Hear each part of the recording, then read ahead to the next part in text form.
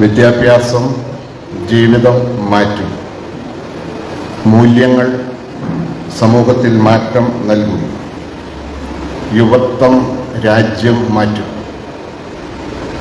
ഈ ഒരു സന്ദേശം ആമുഖമായി ഞാൻ പറയുമ്പോൾ ഇതൊരു യാഥാർത്ഥ്യമാണ് എന്നുള്ള ഉൾബോധ്യത്തിൻ്റെ അടിസ്ഥാനത്തിൽ കൂടിയാണ് സംസാരിക്കുന്നത്.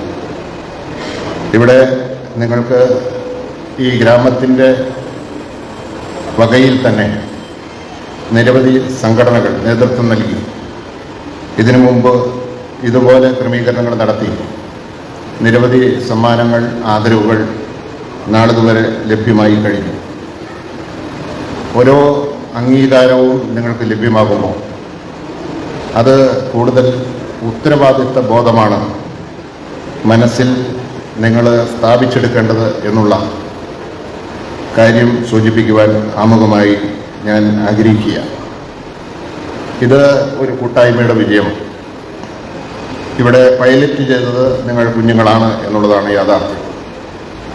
നമ്മളുടെ നാട്ടിൽ ഉന്നത തലത്തിൽ ഏത് തലങ്ങളിലും വിജയം കരസ്ഥമാക്കിയ ആളുകളെ ആദരിക്കുക എന്നുള്ളത് പൗരബോധമുള്ള ഏത് വ്യക്തിയുടെയും അല്ലെങ്കിൽ അവരെ ക്രോഡീകരിക്കുന്ന ഏത് പ്രസ്ഥാനത്തിൻ്റെയും ഉത്തരവാദിത്വമാണ് എന്ന് ഞാൻ കരുതുന്നു.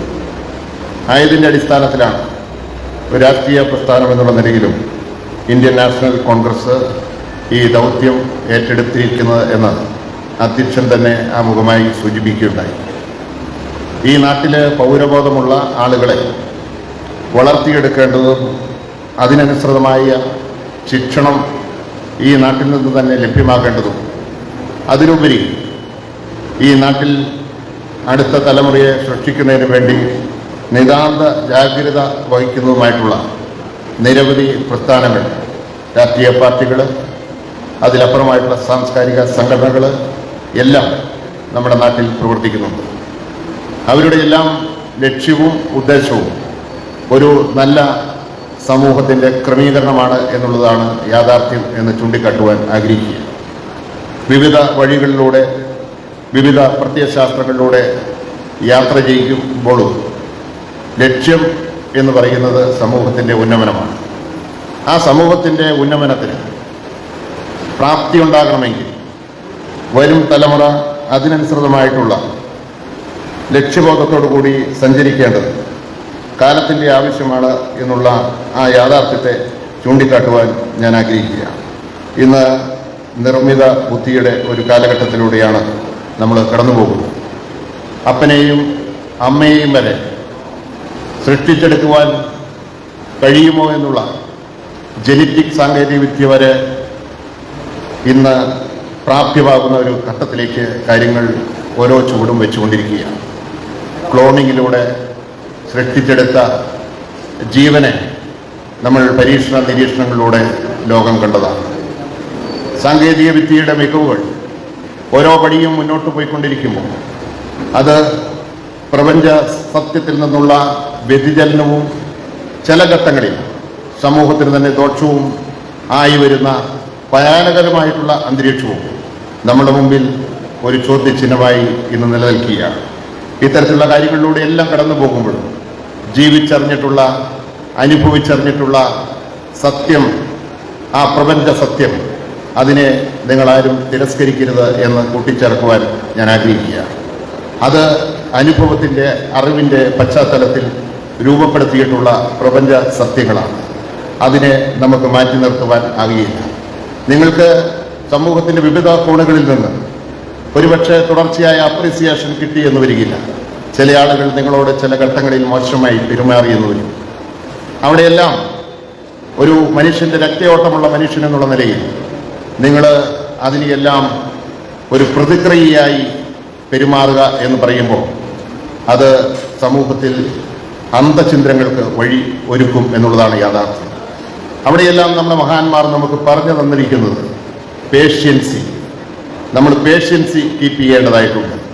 പറയുന്നവൻ, നമ്മളോട് മോശമായി പെരുമാറുന്നവൻ, അവനെ സമൂഹം വിലയിരുത്തട്ടെ, പക്ഷേ നമ്മൾ അത് ശരിയായ യുക്തമായ ഇന്നത്തെ ചിന്താധാരയ്ക്ക് കിടപിടിക്കുന്ന രീതിയിൽ നമ്മൾ അതിനോട് പ്രതികരിക്കുക എന്നുള്ളത് ഒരു യാഥാർത്ഥ്യ ബോധത്തോടു കൂടി ചൂണ്ടിക്കാട്ടുവാൻ ഞാൻ ആഗ്രഹിക്കുകയാണ്.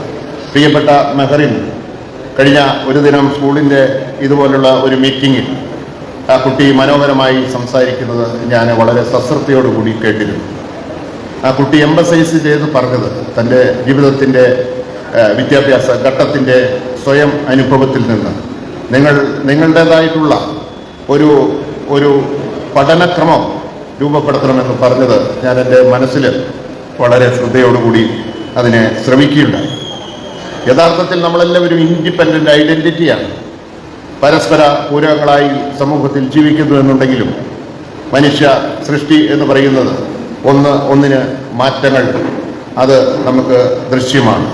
സ്വഭാവത്തിലും പ്രകടനത്തിലും ബുദ്ധിശക്തിയിലുമെല്ലാം വ്യത്യസ്തങ്ങളായ നമ്മളുടേതായ ഒരു ജീവിതചര്യയെ, ഒരു പഠനക്രമത്തെ, ഒരു സ്വഭാവ വിശേഷത്തെ, ഒരു ഐഡന്റിറ്റി അത് ജീവിതത്തിൽ പ്രാവർത്തികമാക്കി മുന്നോട്ട് പോകണമെന്നുള്ള വലിയ അർത്ഥതലത്തിൽ നിന്നാണ് ആ കുഞ്ഞ് കഴിഞ്ഞ ദിവസം പള്ളിയുടെ സ്കൂളിൻ്റെ ചടങ്ങിൽ വെച്ച് സംസാരിച്ചത്. അത് വളരെ മഹനീയമായ ഒരു കാര്യമായി കണ്ട് അതിനെ ഞാൻ നിങ്ങളുടെ മുമ്പിൽ എംബസൈസ് ചെയ്ത് പറയുന്നതിനാണ് ഈ അവസരത്തെ പ്രയോജനപ്പെടുത്തിയത്. നമ്മളുടേതായ ഒരു സിസ്റ്റം പഠനത്തിലുണ്ടാകണം. വലിയ കാര്യമാണ്. എൻ്റെ പിതാവ് മാതാവ് അധ്യാപകരായിരുന്നു. അവരെനിക്ക് പറഞ്ഞു തന്നിട്ടുള്ള ഒരു കാര്യമുണ്ട്. നിങ്ങൾ പരീക്ഷ പേപ്പർ കിട്ടിയാൽ ആദ്യം നിങ്ങൾ വലതുവശത്ത് മുകളിലായി പേരെഴുതണം, ഉരുട്ടി എഴുതണം, സ്റ്റാൻഡേർഡ് എഴുതണം. അതിനുശേഷം നിങ്ങൾ മാർജിൻ കൃത്യമായി മടക്കണം. ശേഷം ഈ പേപ്പർ മാറ്റിവെക്കുക. നിങ്ങൾക്ക് കിട്ടിയിരിക്കുന്ന ക്വസ്റ്റ്യൻ പേപ്പർ നന്നായി 10 മിനിറ്റ് ഗഹനം ചെയ്യുക. അതിനുശേഷം ഒന്നാമത്തെ അറിയാമെങ്കിൽ കൃത്യമായി ഈ മാർജിൻ രേഖപ്പെടുത്തി 1 എന്നെഴുതി വളരെ വൃത്തിയായി അത് എഴുതുക. ശേഷം നിങ്ങൾക്കറിയാവുന്ന 5ാമത്തെ ക്വസ്റ്റ്യൻ്റെ ആൻസർ ആണെങ്കിൽ മാർജിനിൽ 5 ഇട്ട് കൃത്യമായി അത് രേഖപ്പെടുത്തുക. അതുപോലെ തന്നെ വലതുവശത്ത് മൂലയിലായി PTO എന്ന് രേഖപ്പെടുത്തുക. അപ്പോൾ ആദ്യത്തെ പേപ്പർ മുൻഭാഗം തന്നെ ലഭ്യമാകുമ്പോൾ വാല്യുവേഷൻ നടത്തുന്ന ടീച്ചർ അവർക്കൊരു മതിപ്പ് കുട്ടിയെപ്പറ്റി ഉണ്ടാകും.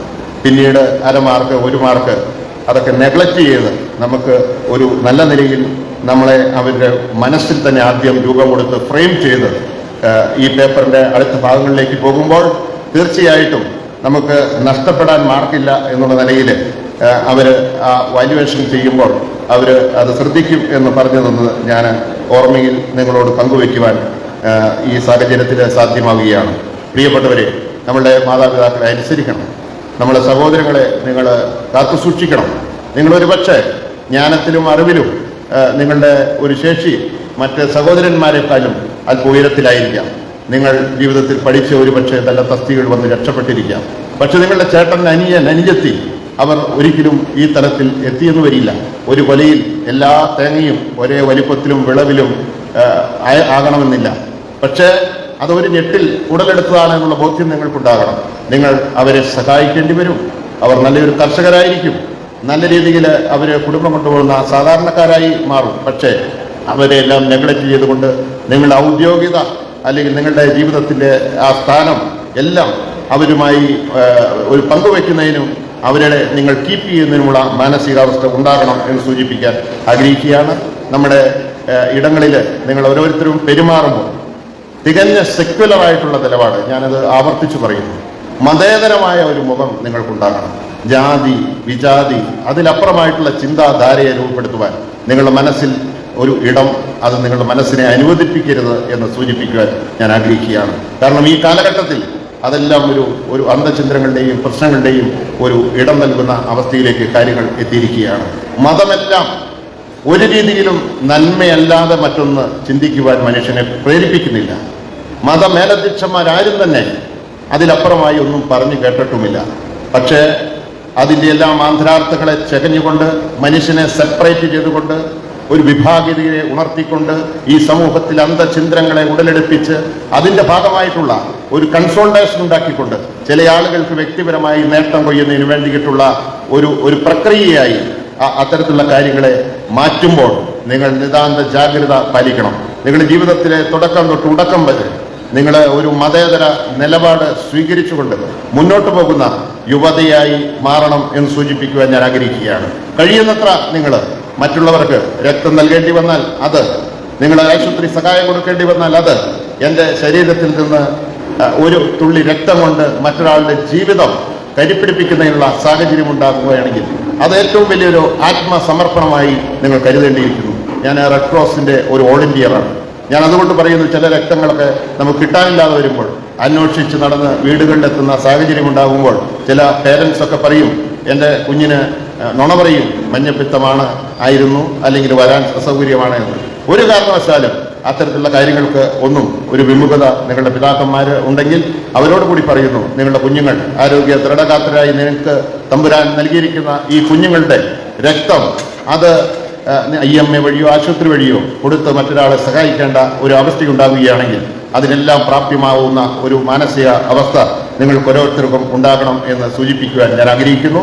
നമ്മുടെ ജന്മനാടിനോടുള്ള കടപ്പാട്, വിധേയത്വം, കൂറ്, ഇവിടുത്തെ പശ്ചാത്തല സൗകര്യങ്ങളെ ഇണങ്ങിയുള്ള നിങ്ങളുടെ ജീവിതത്തിന്റെ ഒരു സായുജ്യം, ഇതെല്ലാം നിങ്ങളുടെ ഭാഗത്തു നിന്നുണ്ടാകണം. അതിലപ്പുറമായിട്ട് ഒരു അധർമ്മം, അനീതി ഈ സമൂഹത്തിൽ നടമാടുമ്പോൾ അതിനെ നിങ്ങൾ ചോദ്യം ചെയ്യുവാനുള്ള ഇച്ഛാശക്തി നിങ്ങൾ മാനസികമായി കരിപ്പിടിപ്പിക്കേണ്ടിയിരിക്കണം. നമ്മുടെ മുമ്പിൽ കാണുന്ന വലിയ നെറികേട്, അതിനെതിരെ ഒരു ശബ്ദമായി നിങ്ങൾ മാറാൻ കഴിയണം. ഒരു ശബ്ദമായി, ആ ഒരു ശബ്ദത്തിന്റെ പ്രതിബിംബമായി ഈ സമൂഹത്തില് വിവിധ ആളുകളുടെ ഭാഗത്തു നിന്ന് ഇത്തരത്തിലുള്ള പ്രതിധ്വനികൾ ഉണ്ടാകുമ്പോൾ നിശ്ചയമായിട്ടും ഈ നാടിന്റെ ഒരു സമാധാനപരമായിട്ടുള്ള അന്തരീക്ഷം അല്ലെങ്കിൽ ഒരു നന്മയെ കരുതുന്ന അന്തരീക്ഷം ഉടലെടുക്കും എന്ന ആ യാഥാർത്ഥ്യത്തെ കൂടി ഞാൻ ഉദ്ബോധിപ്പിച്ചുകൊണ്ട് ഞാൻ ദീർഘമായി സംസാരിക്കുന്നില്ല. ഇന്ന് ഇവിടെ വിജയിച്ച പ്രിയപ്പെട്ട എൻ്റെ സ്നേഹിതരായിട്ടുള്ള പ്രിയപ്പെട്ട കുഞ്ഞനുജന്മാർക്ക്, അനുജത്തിമാർക്ക്, എല്ലാവർക്കും ഹൃദയത്തിന്റെ അഗാധ തലങ്ങളിൽ നിന്ന് എൻ്റെ വ്യക്തിപരമായ പേരിലെ ജനപ്രതിനിധി എന്നുള്ള നിലയിലും എല്ലാവിധ ആശംസകളും അറിയിച്ചുകൊണ്ട് നിർത്തുന്നു. നന്ദി, നമസ്കാരം. ജയിക്കും.